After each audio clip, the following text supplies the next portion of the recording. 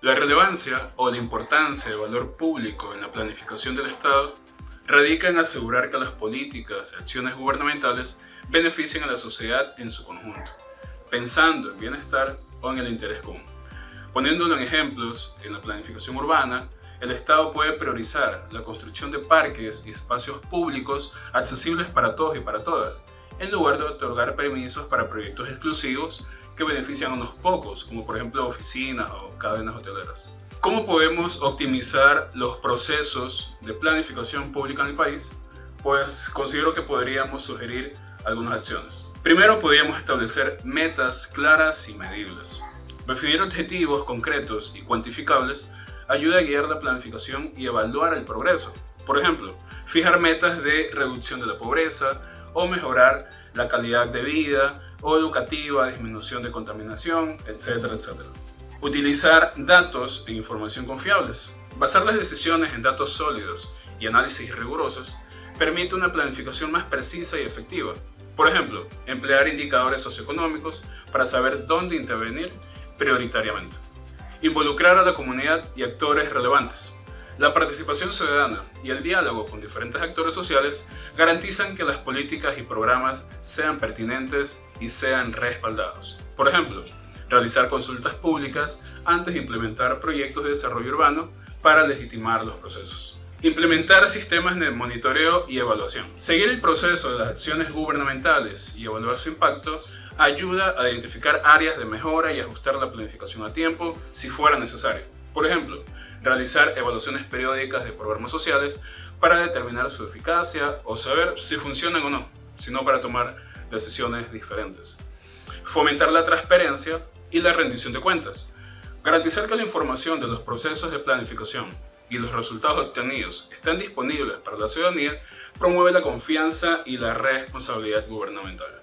Por ejemplo, publicar informes de rendiciones de cuentas sobre el uso de los recursos públicos aprovechando las redes sociales, además de los canales regulares que siempre se han utilizado. Algunas habilidades esenciales para fortalecer la planificación podrían ser, por ejemplo, el análisis de datos, que es la capacidad para recopilar, procesar y analizar información relevante para fundamentar decisiones.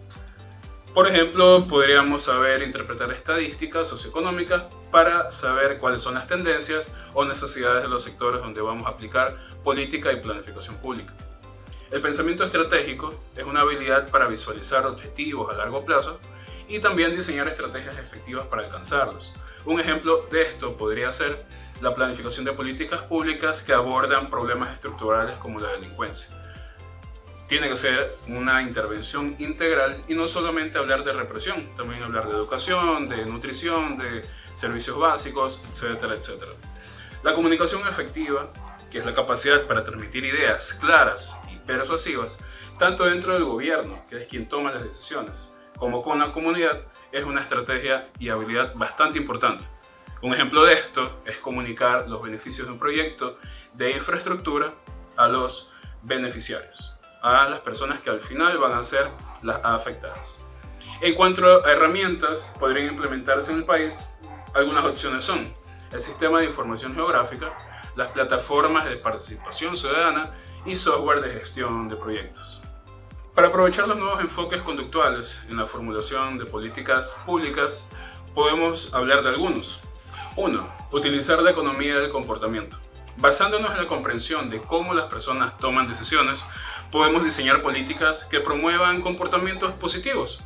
Por ejemplo, mediante incentivos económicos podemos fomentar el ahorro energético o la adopción de hábitos saludables. O como ya pasó acá en la provincia de Guayas, a través de respetar los límites de velocidad, podrías participar en un sorteo de un premio económico al final de mes, lo cual hace que tú sepas que si quieres acceder a ese premio, tienes que respetar las normas.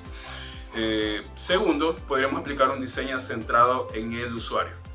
Al entender las necesidades y preferencias de la población, podemos desarrollar políticas y servicios públicos que se adapten mejor a sus realidades.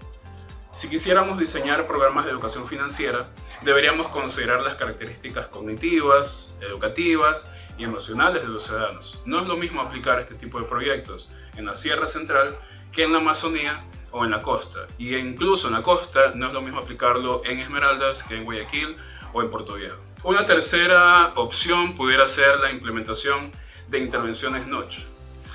Pequeños cambios en el entorno pueden influir en las decisiones de las personas de manera positiva y sostenible. Por ejemplo, podremos colocar carteles que fomenten el reciclaje en lugares estratégicos para aumentar la participación de la comunidad.